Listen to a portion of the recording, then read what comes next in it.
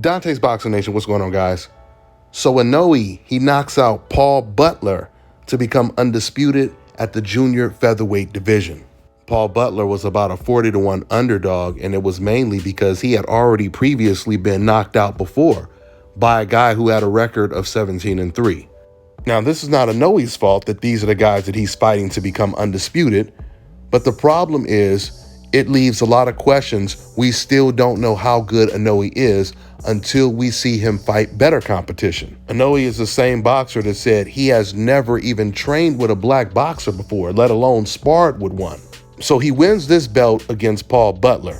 The last belt that he won was against a 40-year-old Nonito Donaire.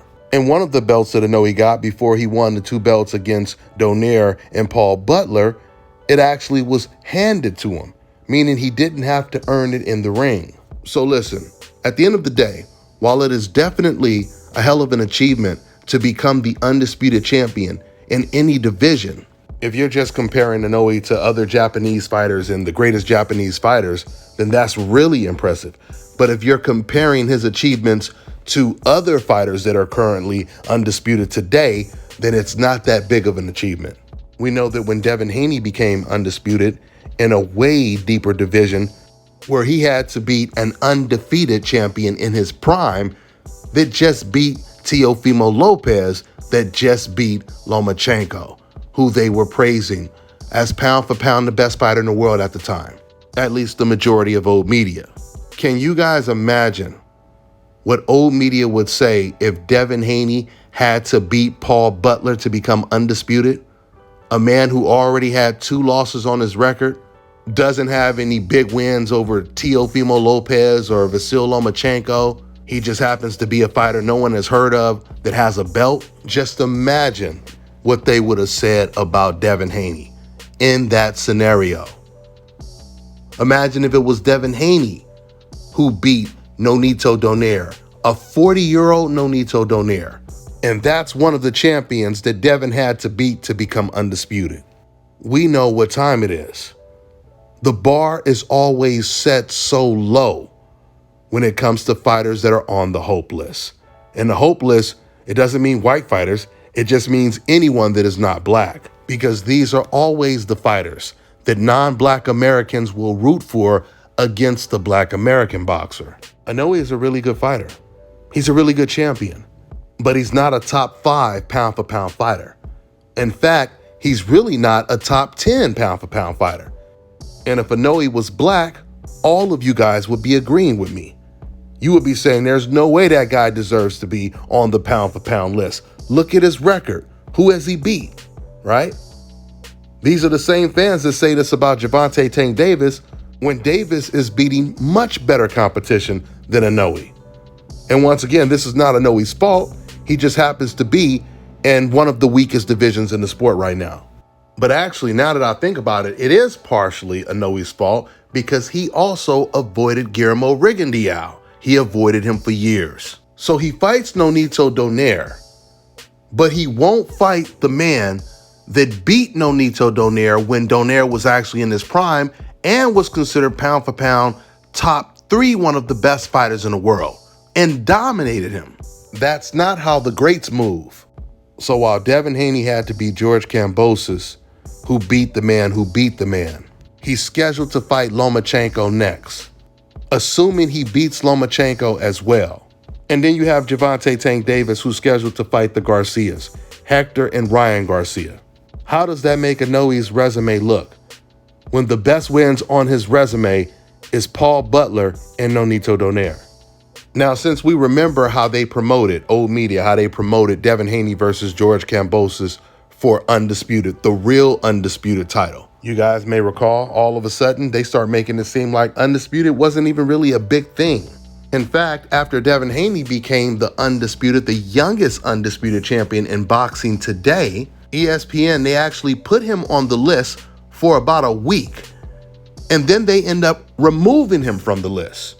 Once again, this was right after Devin Haney became undisputed. So I was really wondering how they were going to promote this fight when it comes to Inoue, who's fighting Paul Butler for undisputed. And someone sent me this article from BoxingScene.com where someone wrote an article and titled it, Inoue Enters Historic Bout, a Monster Favorite Against Butler. So you notice, he calls it a historic bout, right? And then he talks about him being a monster favorite. Remember, I told you, Inoue was like a 40-1 favorite going into this fight. But BoxingScene.com, they actually tried to justify those odds by defending Inoue, attributing this to how good he is, as opposed to how weak the opposition is. You know what? I got to read some of this so you guys really see what's going on. So this is what he says in the article. He said the bout against Butler is, at least in the eyes of odd makers, one of, if not the most lopsided undisputed fight in boxing history. This says more about Inoue's ability than any lack of that Butler may have. Butler is a consensus top 10 divisional fighter and a 2-time world champion, yet the best bookies see him as a 40-1 underdog, and some lines have been even wider. Now, before I continue, notice how the guy says, this says more about the ability of Inoue. And then he talks about how Paul Butler, he's in the top 10 of the division, not the top 3, but the top 10. But he never shows Paul Butler's record. He never explains to the readers that Paul Butler has 2 losses and has been knocked out before by a nobody. As if this has absolutely nothing to do with the odds being so wide. Let BoxingScene.com tell it. This says more about Inoue's skill, how talented he is, that he can be a 40-1 favorite to win a fight, right?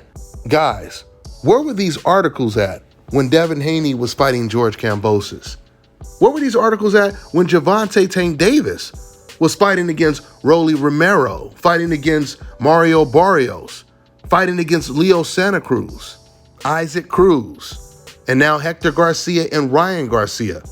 All of those fighters I just named are all better than Paul Butler. But yet we didn't hear one single person from old media saying, this says more about how skilled Devin Haney is. This says more about how skilled and talented Gervonta Tank Davis is. Almost no matter how good the opponent is, when it comes to somebody on a coincidental list, we don't see any articles like this from old media.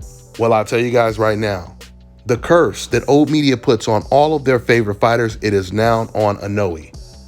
And what that means is, usually once old media, they start pushing and praising a particular fighter, saying that he's the greatest fighter of all time. Like right now, they just came out with an article saying that Inoue is number 1, top 100 greatest fighter over everyone.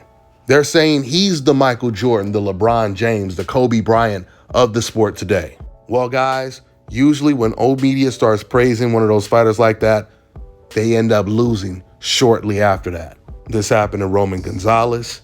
It happened to Golovkin. It happened to Canelo. And once Inoue moves up to 126, where he's really going to be facing some serious resistance because he's going to have some serious competition, and he'll finally get to either train or fight a black fighter like Stephen Fulton, that's when Inoue is most likely going to lose. Because I'm telling you right now, if Inoue struggled to beat Nonito Donaire in their first fight, there were times in that fight where Nonito Donaire was actually outboxing Inoue. And Donaire has never been known for his boxing IQ. If Inoue struggled against someone like Donaire, and we're not talking about the 25-year-old Donaire, we're talking about the 40-year-old Donaire. If he struggled against that Donaire, he's going to have a very hard time beating someone like Stephen Fulton. And from what I've been told, it took Inoue 2 tries to even make the weight in this fight. He's already said that he's planning on moving up to 126. He said that 126 will be the highest weight class that he'll move up to. And it seems that it would make sense that he would move up now because he's pretty much conquered a weak division. And if he wants to really be considered top 5, one of the best fighters in the world, he's going to have to see someone like Steve Fulton. Because even Stephen Fulton has beat better competition than Inoue. So let's see. Let's see if Inoue If he's going to move up to 126 and really challenge himself, that's when we're going to find out how good he really is. You know, guys, the reason why it's so easy for old media to push these agendas, to say whoever they want, whoever they like, is the greatest fighter of all time. He's the best fighter. I don't care how weak his resume is. He's the best because we say so. The reason why they're so comfortable with spreading this propaganda is because they know that no one will ever check them. And what I'm telling you guys right now is all of these black boxers that are always on Instagram dissing another black fighter on some personal stuff that's really not that serious. If some of these fighters with big platforms, with big names, were to start using their platforms the right way and start exposing these double standards, asking people, how is it possible that Inoue is considered better than all of us? Look at his resume. Look at my resume. I mean, we see some of these black fighters say this stuff about other black fighters real quick on Instagram and Twitter, you know, when they're going back and forth beefing. But how come it's always off limits when it comes to old media's favorite fighters? I mean, we got fighters like Javante, Shakur, Devin, Errol Spence, Terrence Crawford, Jamel Charlo. They all going back and forth. Meanwhile, old media is saying that Inoue is better than all of them. I'm telling y'all right now, man, it's time to put the tea down and wake up. Because a closed mouth don't get fed. And it's a real serious case of famine going on right now. That's all I got for now, guys. I'm on to the next one. Let me tell you guys about Issa Israel Law Firm. It is a full-service legal practice based in Denver, Colorado, an emerging hub for combat sports and high-altitude training. If you're a fighter inside or outside of the ring and you need a law firm you can trust to fight for you, visit thefighterfirm.com or email help@iilawfirm.com. Legal representation is usually limited to plaintiffs or defendants in Colorado, but iFirm can help anyone in the world with trademarking their business name, logos, and U.S. immigration issues. This brother has been my attorney for a while and helped guide me through all kinds of business and civil issues, so make sure you guys go to thefighterfirm.com. All right, now check this out, guys. If you're looking to repair eczema scars, burns and bruises, dark spots and blemishes, fever blisters, diabetic ulcers, this right here is the perfect product for you guys. It's called Elo Diki Face and Body Oil. Athletes and top-ranking boxers, they're also using it after training to reduce swelling, inflammation, and to ease the pain. So get yours today. Go to elodiki.com, like them on Facebook, and follow them on Instagram.